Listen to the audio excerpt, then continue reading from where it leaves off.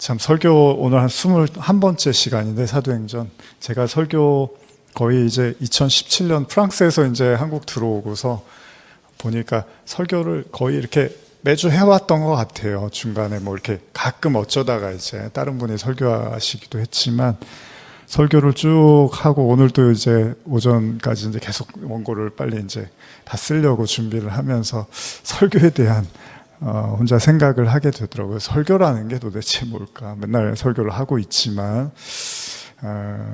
이 설교들이 뭐 저를 위한 설교가 아니기를 바라고 또 여러분들에게 정말 실질적으로 하나님께 더 가까이 나가고 또 구원을 향해서 나가는데 정말 의미가 있는 설교가 됐으면 좋겠다라는 생각을 또 하면서 말씀을 준비했습니다.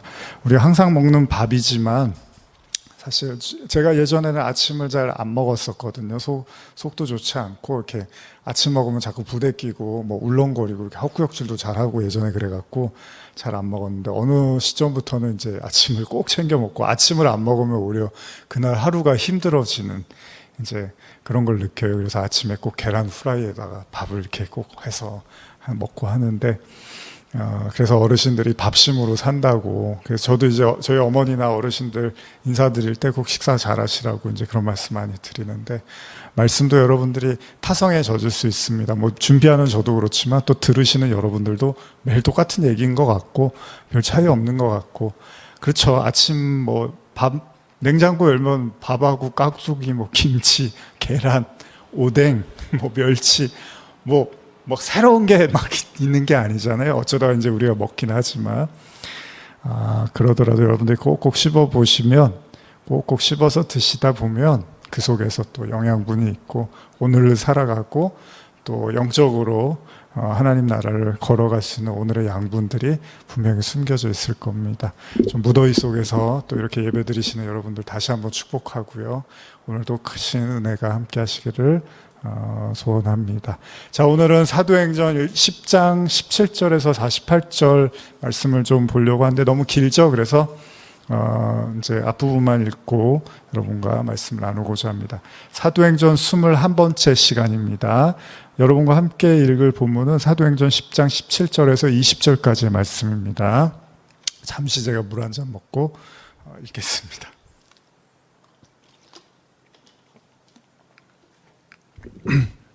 자, 같이 읽겠습니다. 사도행전 10장 17절에서 20절입니다. 시작.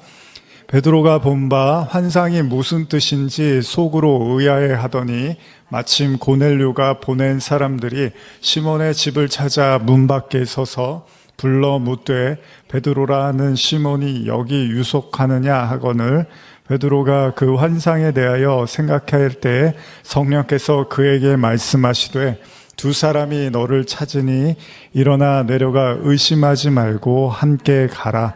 내가 그들을 보내었느니라 하시니. 자, 우리는 지난 시간 고넬료와 베드로에게 동시에 환상을 보여주시고 이를 통해서 이방인들을 위한 구원 사역을 성취하시고자 하는 하나님의 커다란 뜻과 계획을 살펴볼 수 있었습니다. 하나님께서는요, 가이사랴에 있었던 이탈리아의 부대 백부장이었던 고넬료에게 그 고넬료의 기도와 구제를 받으시고 그래서 천사를 보내셔서 이제 사람을 소개시켜 주려고 했죠. 누구죠? 바로 욥바에 머물고 있는 사도 베드로였습니다. 하나님이 욥바에 있는 베드로를 만날 것을 이제 천사를 통해서 고지를 하신 거죠. 청하였던 거죠. 문제는 베드로 역시도 고넬료에 대한 어떤 정보가 없었습니다. 그러니까 서로 아무도 모르는 사이였던 거잖아요. 하나님은 고넬료를 만날 준비를 시키고자 베드로에게 환상을 보여주시죠. 문제는 고넬료에게 보내주신 환상이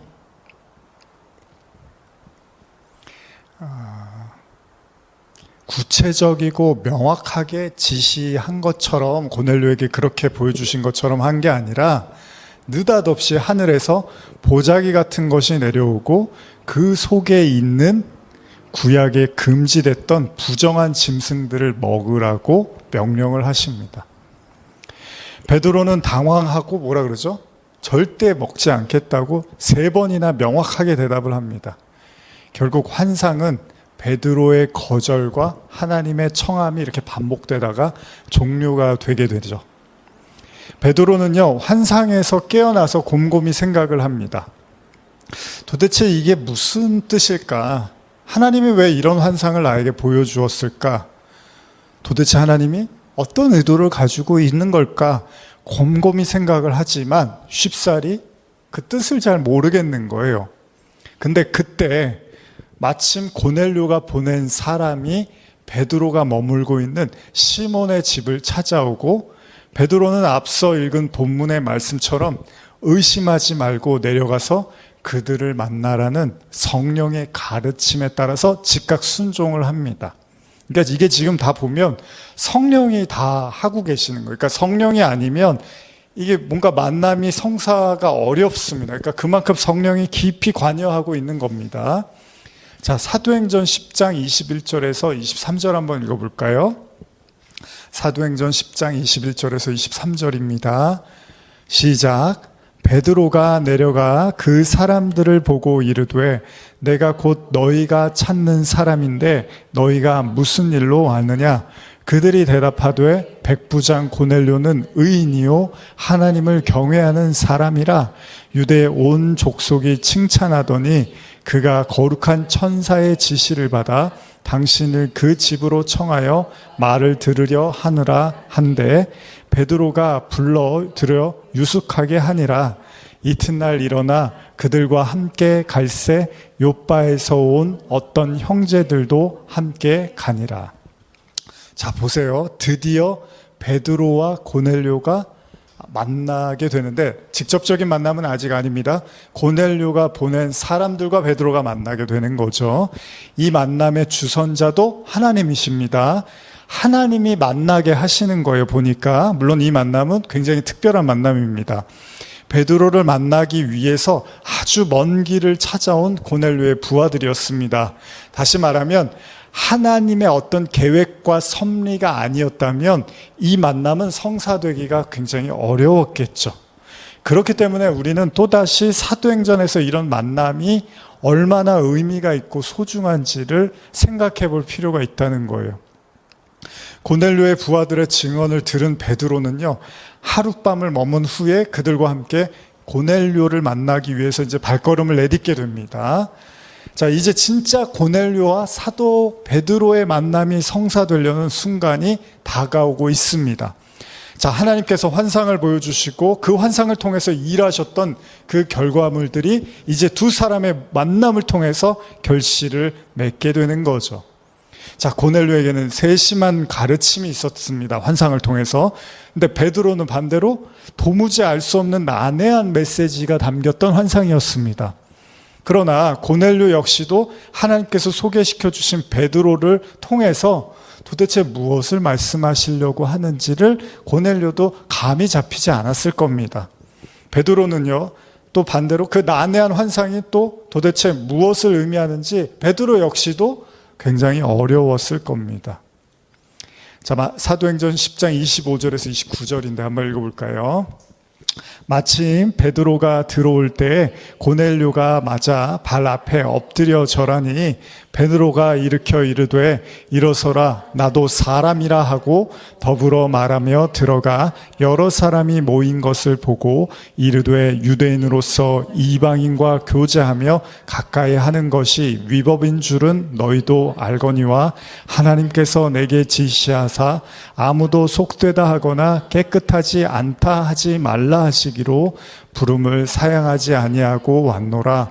묻노니 무슨 일로 나를 불렀느냐. 그렇죠? 베드로가 그런 말을 해요.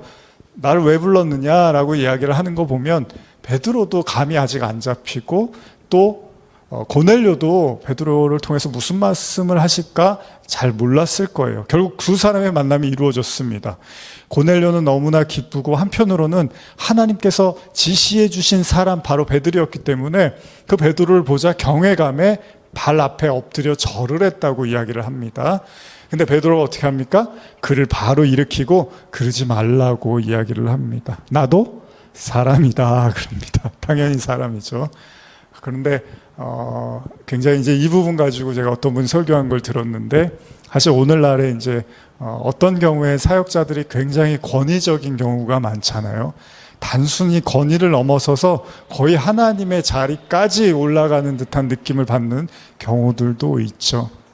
어떤 뭐 능력을 좀 행한다거나 뭐 어떤 하여간 신앙적인 어떤 월등한 어떤 요소들 때문에 사람들을 볼 때 굉장히 자기가 어떤 거룩하고 신적인 존재처럼 그렇게 추앙받고 싶어하는 사람들이 있잖아요.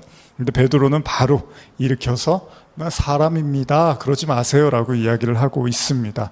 어쨌든 간에 이제 사람들의 만남이 이루어졌고 베드로와 고넬료가 만나고 그 주변의 몇 사람들과 함께 이렇게 모이게 됐습니다. 이때 베드로가 말을 하는데요, 여러분을 읽으셨는데 제가 현대어로 한번 더 읽어드릴게요.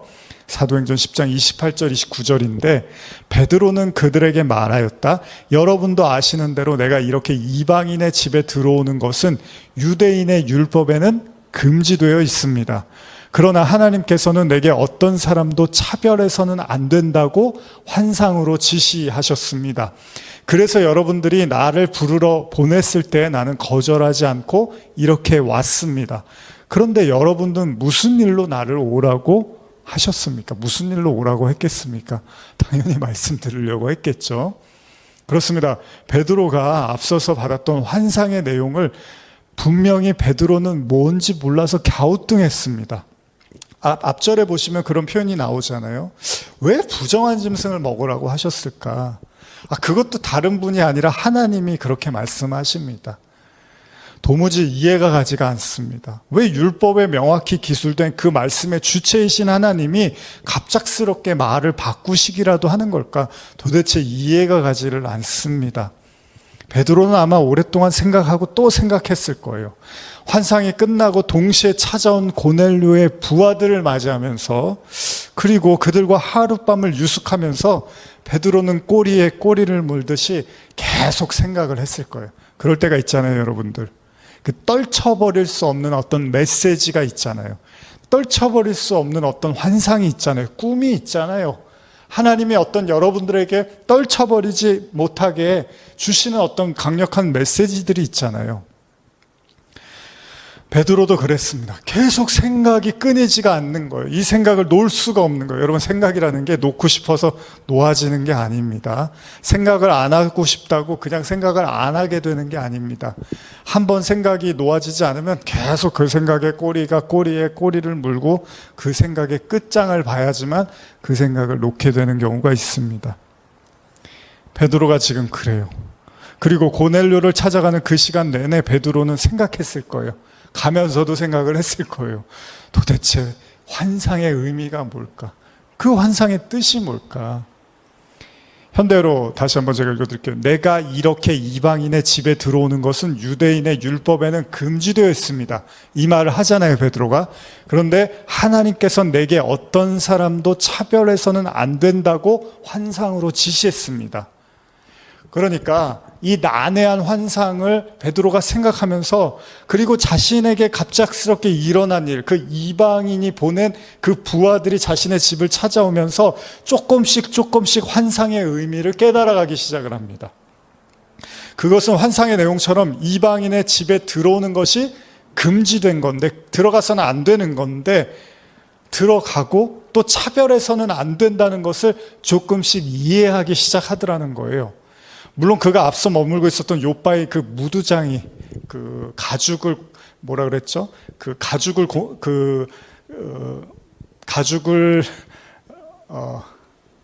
여러분들 기억 안 나시나요? 저 더위를 먹었나 봐요. 가죽을 이렇게 공예를 해서 뭐 그런 일을 하는 거였잖아요.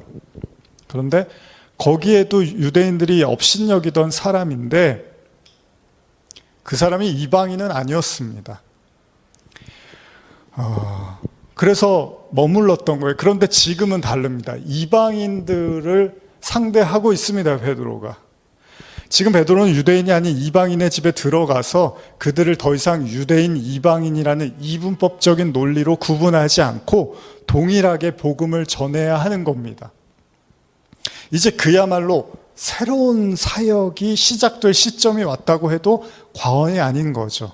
나아가서요, 여러분, 하나님이요, 이 시점에서 하나님이 베드로에게 보여주신 환상이 얼마나 대단한 것인지를 베드로가 조금씩 더더욱 깊이 알게 되더라는 거예요. 제가 중학교 때 교회를 이제 출석하게 되면서 고등학교를 지나서 신학교에 입학을 하면서 제 나름대로 이제 선교에 대한 갈망을 품고 있었습니다.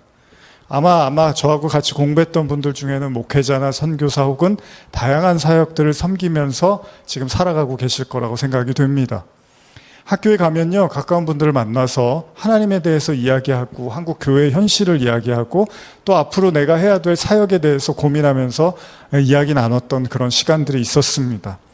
그런데 그렇게 학교를 졸업하고 사역을 이제 하던 한 30대 정도 됐을 때 그런 생각이 들기 시작했습니다. 아마 다른 사역자분들 통해서도 여러분들이 들으셨겠지만은 의외로요, 제 주변에 다 믿는 사람들만 있더라는 거예요. 다시 말하면 신앙생활을 하는 사람들 사이에 둘러싸여 있기 때문에 오히려 믿지 않는 사람을 만나는 게 쉽지가 않더라는 겁니다. 물론 제가 중간에 아르바이트를 하거나 직장을 다니거나 할 때는 달랐습니다. 그러나 이제 그러지 않을 때, 사역을 할 때는 거의 다 믿는 분들이 주변에 있더라는 겁니다.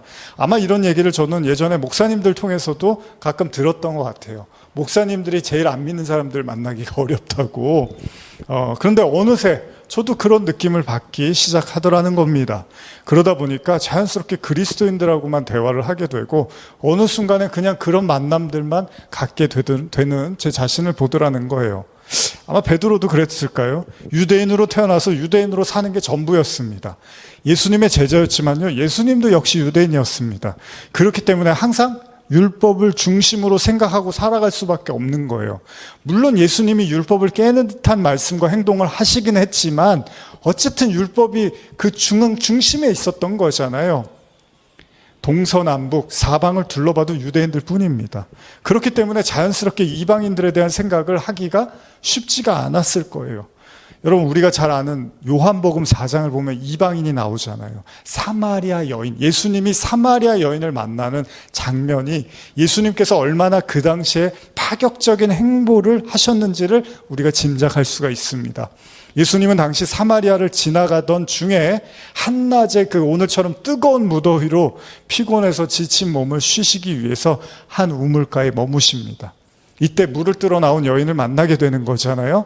성경은 당시 제자들이 먹을 것을 사러 동네에 들어갔다고 기록을 하고 있습니다. 무슨 이야기입니까?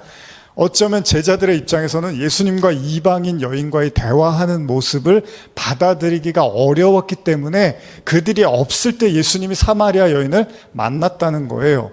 물론 나중에 제자들이 돌아왔을 때도요, 이 광경을 보고 잘 이해를 못하고 어리둥절해합니다. 요한복음 4장 27절을 보시면 이런 말씀이 있는데요. 이때 제자들이 돌아왔어요. 사마리아 여인을 예수님이 만나고 있을 때 돌아와서 예수께서 여자와 말씀하시는 것을 이상히 여겼으나 무엇을 구하시나이까? 어찌하여 그와 말씀하시나이까? 묻는 자가 없더라.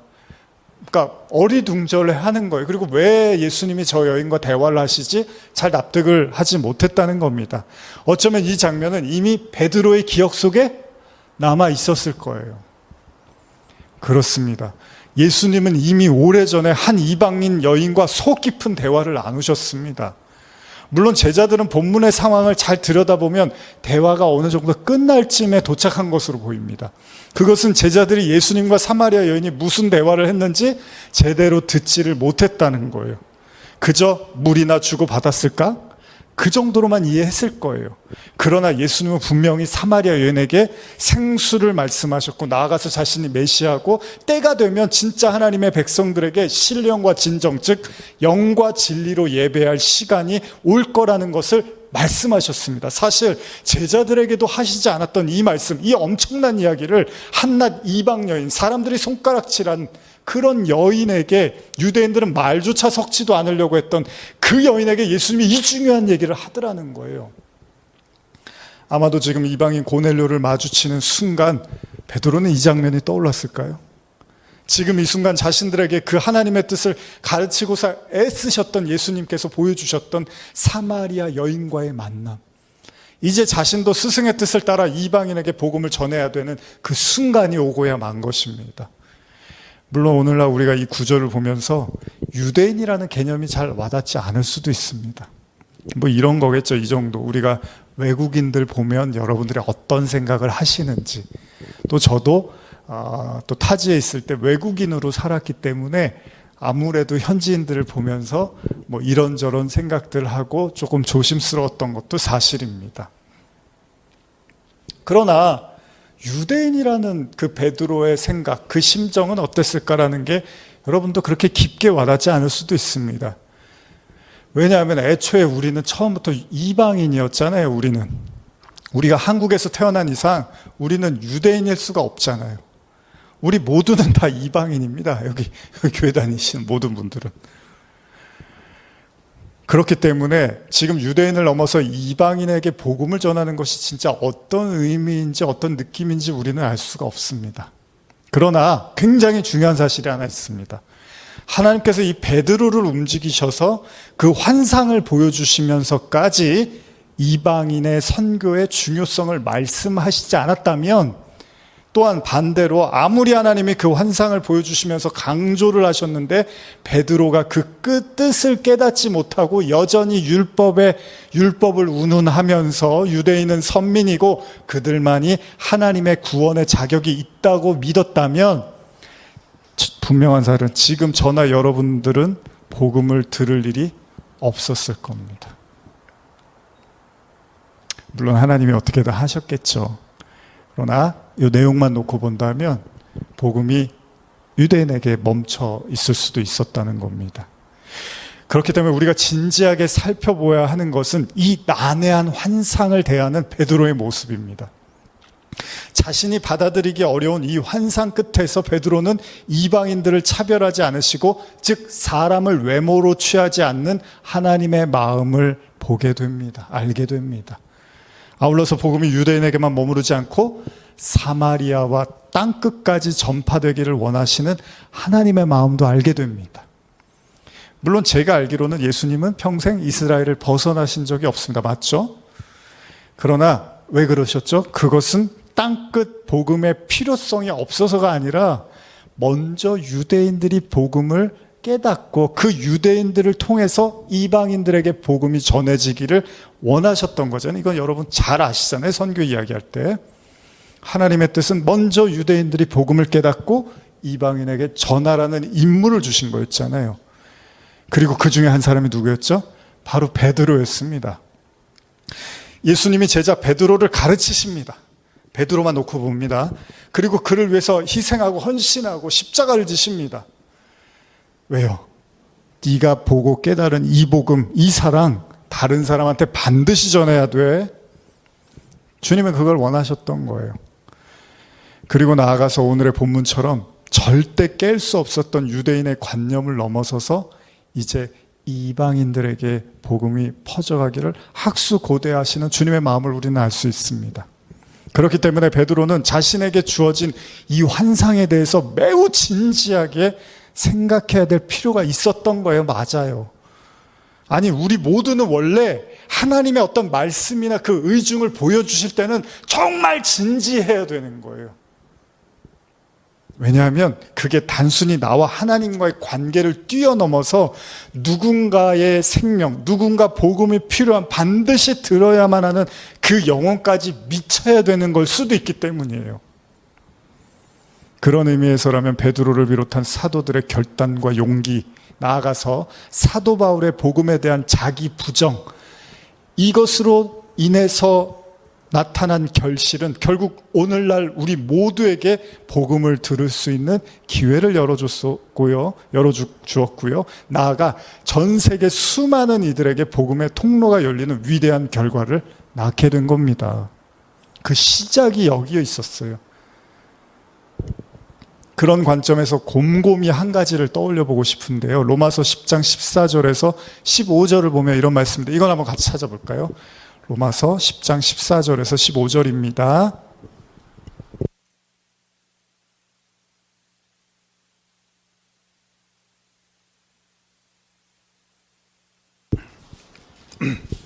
자, 우리 찾으셨으면 같이 한번 읽어보겠습니다. 로마서 10장 14절 15절입니다. 시작. 그런즉 그들이 믿지 아니하는 일을 어찌 부르리요? 듣지도 못한 일을 어찌 믿으리요? 전파하는 자가 없이 어찌 들으리요? 보내심을 받지 아니하였으면 어찌 전파하리요? 기록된 바 아름답도다 좋은 소식을 전하는 자들의 발이여 함과 같으니라. 바울은 말합니다. 전하는 자가 없으면 어떻게 들으리요? 오늘 우리를요, 지금 여기까지 올 수 있게끔 처음 우리를 교회로, 하나님께로 인도했던 사람들이 있습니다. 물론 자기 발로 갔다고 하는 사람들도 가끔 있습니다. 어떻게 교회 나왔니? 그러면 난 기도하다가 그냥 내가 가고 싶어서 있어요. 뭐 제 후배도 그랬고. 어쨌든 그러나 대부분은 누군가의 손에 이끌려서 나오게 되죠. 뭐 제가 이렇게 설교하고 있지만 저도 어떤 때는 분명히 초신자 시절이 있었습니다. 아무것도 모르고 생판 아무것도 모르고 교회에 발을 내딛었던 시절이 분명히 있었습니다. 여러분도 마찬가지겠죠. 자, 그 시간들을 떠올려 보고 싶습니다. 중학교 때 제가 프로레슬링에 미쳐서 유일한 낙이라고 생각을 했던, 그런데 그런 저에게 교회 가자고 손을 내밀어 줬던 제 친구를 떠올려 봤습니다. 물론 지금 그 친구와 지금까지 연락을 하거나 또 소식을 들은 지도 굉장히 오래됐습니다. 연락을 한 지도 오래됐고요. 잘 살고 있는지, 여전히 신앙을 갖고 있는지 저는 잘 모릅니다. 근데 중요한 건 하나님께서 저에게 그 친구를 통해서 교회로 발걸음을 하게 하셨다는 겁니다. 물론 그 친구가 저를 교회에 데려가면서 간절한 마음으로 막 기도를 하고 전도를 했던 것은 아닌 것 같습니다. 나아가서 제가 목사가 될 것을 미리 알아보고서 교회를 데려간 것은 더더욱 아닐 거라고 생각합니다. 그저 어느 날 가을이었던 것 같아요. 우리 교회에서 문화개방 하니까 한번 놀러 오라는 거였습니다. 뭐 그때는 이제 뭐 여학생들도 많고 뭐 하니까 와라 그랬던 거죠. 그게 전부였습니다. 그리고 그렇게 어쩌면 가벼운 청함, 그 청함이 지금의 저를 있게 한 시발점이 되게 된 것입니다. 어찌 보면 별일이 아닌 것 같기도 하고요. 또 어찌 보면 정말 중요한 일이 된 거죠. 그 일을 그 친구를 통해서 하나님은 하신 겁니다. 하나님은 저를 그렇게 인도하셨습니다. 결국 그 만남은 정말 소중한 만남이었음을 부인할 수는 없겠죠. 유대인으로서 이방인에게 복음을 전한 것은 무슨 의미일까요? 당연히 하나님의 선민의식을 어느 정도는 내려놔야 된다는 얘기죠. 선민의식이라는 게 뭘까요? 우리는 태어날 때부터 신이 택한 귀한 존재이고, 그래서 이방인과는 질적으로 다른 사람이고 유일하게 하나님이 구원하시는 민족이라는 얘기입니다. 그러나 복음을 안 이상 이 특권의 의식은 내려놔야 합니다. 하나님의 뜻을 안 이상 나와 너가 다르지 않음을 인정해야 되고요. 나아가서 너가 나보다 훨씬 훌륭한 사람일 수도 있다는 것을 인정해야 합니다. 오래전에 제가 봤던 영화 중에 이렇게 미소를 머금게 하는 장면이 떠오르는 그런 영화가 있었는데, YMCA 야구단이라는 영화입니다. 아마도 여러분들도 보신 분들이 계실 텐데 2002년작으로 알고 있는데요. 그 영화가 대략 그 1900년 초에 그 개화기 때 선교사들이 들어오면서 야구라는 이제 스포츠를 들어오게 되면서 그 야구를 중심으로 해서 당시의 그 시대상을 담은 그런 작품입니다. 여러 가지 이야기들이 그 안에 있잖아요. 시대적인 아픔도 있고 그런 상황들이 있는데, 어쨌든 간에 그 영화를 이렇게 오랫동안 제가 이렇게 떠오르는 웃지 못하는 그런, 이제 어떻게 보면 좀 재밌기도 하고 그런 장면이, 그 야구팀을 이제 처음에 구성을 하는데 여기 이제 양반들하고 평민들하고 이제 같이 모여서 연습을 하는데, 아마 자세히는 아니지만 대략 이랬던 것 같아요. 양반들이 이제 공을 딱 치고서, 이제 투수가 공을 던지면 딱 치면 이제 1루까지 막 뛰어가야 되는데 뒷짐을 지고 이렇게 걸어가는 거예요. 빨리 뛰어야 된다 그러면 어디 불경스럽게 이러면서 뒷짐을 지고 1루까지 뛰어가니까 계속 아웃만 되는 거죠. 또 하나는 이렇게 공을 이제 던지고 받는 그런 건데, 평민들이 던지는 공이니까 안 받는 거예요. 내가 왜 네 공을 받니? 이러면서 그랬던 장면들이 떠오릅니다. 스스로 그들보다 높다고 생각하니까 섞이기가 매우 힘듭니다.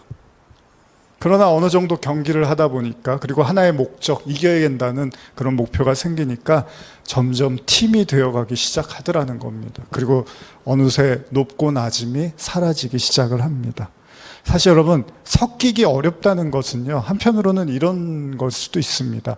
하나는 내가 그들보다 훨씬 우월한 존재라고 생각하거나, 반대로 내가 그들보다 매우 형편없는 사람이라는 생각을 하게 되면 섞이기가 어려울 수 있습니다. 유대인의 특권의식은요, 항상 이방인들을 불편하게 만들었습니다. 그래서 예수님도요, 사마리아 여인에게 물 좀 달라고 할 때 제일 먼저 사마리아 여인이 뭐라고 그럽니까? 요한복음 4장 9절인데요. 한번 읽어볼까요? 제가 읽어보겠습니다. 사마리아 여자가 이르되 당신은 유대인으로서 어찌하여 사마리아 여자인 나에게 물을 달라 하나이까 하니 이는 유대인이 사마리아인과 상종하지 아니함이로라. 한쪽이 너무 잘나면요, 다른 한쪽을 무시하기 마련입니다. 한쪽이 너무 못났다고 생각하면 당연히 너무 상대방을 우러러 보니까 또 상종할 수 없는 관계가 된다고 생각하는 거예요. 근데 여러분, 복음은 그게 아닙니다. 복음은 한쪽을 더더욱 우월하게 만들고 다른 한쪽은 더더욱 낮아지게 만드는 그런 게 아닙니다. 복음은요, 모든 인간을 편만하게 만드는 겁니다. 여러분, 예수의 피 외에는 구원을 받을 수 없다는 건 그 피만 정결하고 나머지는 정결하지 않다는 얘기입니다. 뭐 더러운 피, 나쁜 피, 좋은 피, 인간은 그런 거 없다는 거예요. 예수의 피만 정결하다는 거예요. 함부로 우리가 말할 게 아니라는 겁니다. 여러분, 사람 위에 사람 없고 사람 아래 사람 없다는 말이 있습니다. 바로 복음이 그런 거예요. 무슨 말입니까? 고넬료를 향한 베드로의 깨달음이 담겨있는 이 고백이 이제 성경에 등장을 하는데, 우리 사도행전 10장 34절 35절 한번 읽어볼까요? 아까 우리 읽었지만 한 번 더 볼까요?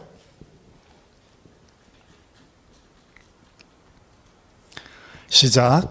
베드로가 입을 열어 말하되 내가 참으로 하나님은 사람의 외모를 보지 아니하시고 각 나라 중 하나님을 경외하며 의를 행하는 사람은 다 받으시는 줄 깨달았도다.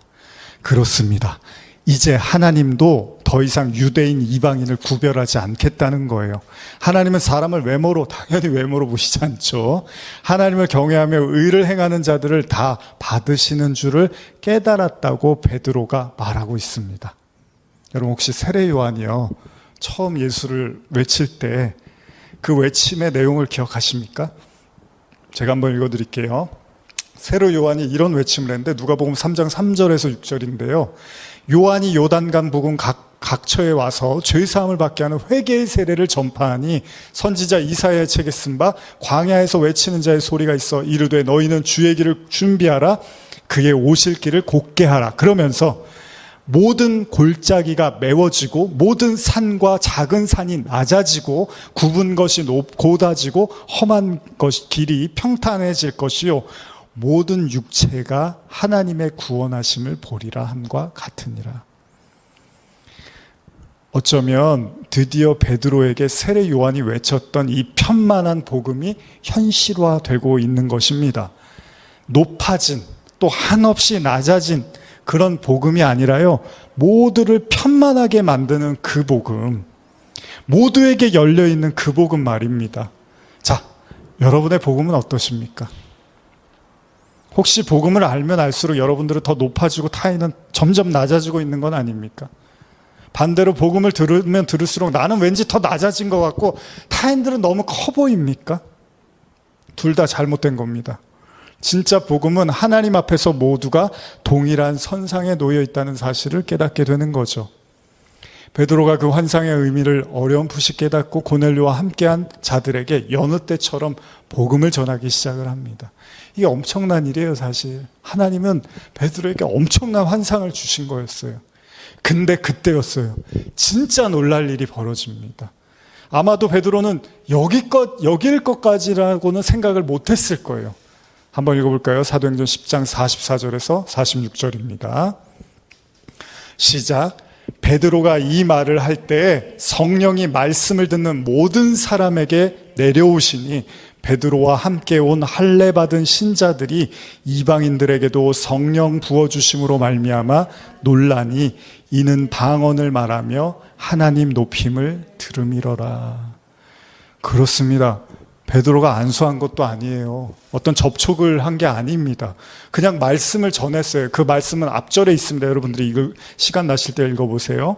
그냥 예수에 대한 복음을 전하고 있는데 갑자기 그것만으로도 엄청난 발전이잖아요. 이방인들에게 복음을 전하고 있는데 근데 그 말씀을 듣던 이방인들에게 성령이 내리더라는 거예요.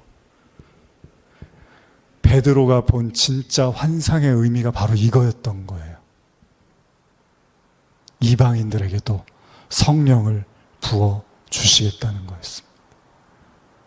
그리고 여러분, 이제 말씀을 마무리하면서 아마 이 순간에 베드로가 뭘 떠올렸을까요? 저는 그랬을 것 같아요. 오래전에 자신이 보았던 스승 예수, 어느 날 때와볕과 같은 그날 사마리아라는 이방인의 지역에 굳이 들어가서 그 손가락질 받는 천대 받는 그 여인에게 복음을 전하셨던 바로 그 일이 지금 자신의 눈앞에 일어나는데 예수님이 그때 뭐라고 하셨죠? 제가 읽어드릴게요. 요한복음 4장 21절에서 24절 이 말씀 읽고 마치겠습니다.